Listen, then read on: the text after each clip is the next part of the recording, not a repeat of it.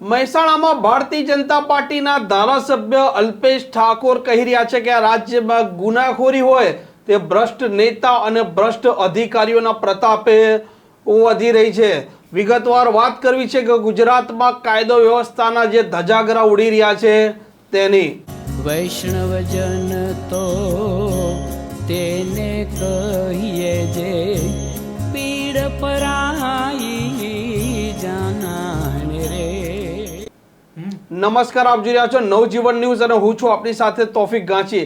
આ રાજ્યની વાત કરો કે અમદાવાદ શહેરની વાત કરો, કાયદો વ્યવસ્થાના દિવસે ને દિવસે ધજાગરા ઉડી ગયા છે અને તેનું કારણ છે કે આ પોલીસ અમલદારો જે થાણાના વડા છે તેમની અસામાજિક તત્વો પર કોઈ પણ પ્રકારની પકડ નથી। ક્યાં પછી કહો કે એસીપી, ડીસીપી અથવા ડીવાયએસપી કે એસપી તેઓની તેમના તાબાના અધિકારીઓ છે તેમના પર કોઈ પકડ નથી। આ રાજ્યમાં અને અમદાવાદમાં દિવસે ને દિવસે હત્યાની વાત કરો, લૂંટ, દાડ, મારામારીની જે ઘટનાઓ સામે આવી છે અને તેના સીસીટીવી ફૂટેજ પણ વાયરલ થયા છે તે જ દર્શાવી રહ્યું હતું કે રાજ્યમાં હવે પોલીસનો અસામાજિક તત્વોને ડર રહ્યો નથી। એક અલ્પેશ ઠાકોર નામના યુવકને કાગડાપીઠ પોલીસ સ્ટેશન વિસ્તારમાં અસામાજિક તત્વો જાહેરમાં રહેસી નાખે છે અને આજ અલ્પેશ ઠાકોરે 2 દિવસ પહેલા આ પોલીસ ઇન્સ્પેક્ટરને કહ્યું હતું કે તેને બચાવી લો, અસામાજિક તત્વો તેના પર હુમલો કરી શકે તેમ છે, પરંતુ આ પોલીસ ઇન્સ્પેક્ટરે કંઈ જ ના કર્યું અને એક નિર્દોષ યુવાન છે તેનું મૃત્યુ થયું। અલ્પેશ ઠાકોર આજે પહોંચ્યા હતા મહેસાણામાં જે કાગડાપીઠ પોલીસ સ્ટેશન વિસ્તારમાં મૃત્યુ પામ્યો તો અલ્પેશ ઠાકોર તેના પરિવારજનોને મળવા માટે અને ત્યાં તેમણે સ્વીકાર કર્યું છે કે આ રાજ્યમાં ભ્રષ્ટાચારી અધિકારીઓ અને ભ્રષ્ટાચારી નેતાઓના પ્રતાપે ગુનાખોરી વધી રહી છે। શું કહી રહ્યા છે અલ્પેશ ઠાકોર, આપ સાંભળો। સામાજિક પ્રવૃત્તિ કરનારા કોઈ પણ બેફામ થવાનો અધિકાર જ નથી। કોઈ પણ ગુનાખોરી કરતા હોય, કોઈ બેનમના કામો કરતા હોય, એવા લોકો જો બેફામ બનતા હોય તો એને કડક કાર્યવાહી સાથે સજા કરવાની જવાબદારી એ સરકારની છે, અમારી છે। અને એમાં હું ક્યાંય પીછેહટ નથી કરતો। હું એ જ વિચારધારાવાળો માણસ છું। હજુ આપને કહું કે હું એ જ અલ્પેશ ઠાકોર છું જે ઈચ્છે છે કે મારું ગુજરાતનું યુવાધન કોઈ નશાખોરીમાં ના સપડાય, નશાખોરીના કારણે બરબાદ ના થાય। હું હંમેશા અવાજ ઉઠાવું છું, પણ હું લોકોને કહું છું કે આ કોઈ એક વ્યક્તિની જવાબદારી નથી। શું મેં વ્યસન મુક્તિની વાત કરી? ગુનો છે? હું વાત કરું છું સુખાકારીની, વાત કરું છું વ્યસન મુક્તિની। તો વ્યસન મુક્તિની વાત એ કોના માટે છે? એ તમામ લોકો માટે છે। તો તમામ લોકોએ પણ એમાં સહકારમાં આવવું પડે।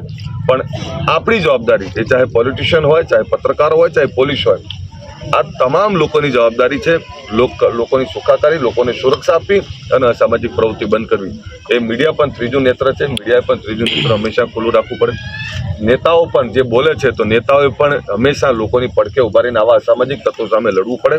અને પોલીસની જવાબદારી છે કે લાલ આંખ જે કાયદાની છે એ હંમેશા કરતી રહેવી પડે। પણ દુર્ભાગ્યપૂર્ણ એ છે હજુ પણ ક્યાંક ભ્રષ્ટ અધિકારી, ભ્રષ્ટ નેતાઓ અને ભ્રષ્ટ લોકોના કારણે ક્યાંક હપ્તાખોરી પણ ચાલતી હોય, ક્યાંક ગુનાખોરી પણ ચાલતી હોય। તો આની સામે આપણે બધાએ ભેગા થઈને કામ કરવું પડે। હું સ્વીકારું છું કે ક્યાંક નાની મોટી હપ્તાખોરી અને ક્યાંક ગુનાખોરી ચાલે છે, એમાં નેતાઓને ભ્રષ્ટ અધિકારીઓની મિલીભગત છે, આ વાસ્તવિકતા છે। હવે ગુજરાતના ડીજીપી વિકાસ સહાય છે તેમણે પણ આ ગુજરાતની જે પોલીસ છે તેમને કડક આદેશ પણ આપવા પડશે અને કડક હાથે અસામાજિક તત્વો છે તેના વિરુદ્ધ કાર્યવાહી થાય તેવું પણ તેમણે કહેવું પડશે।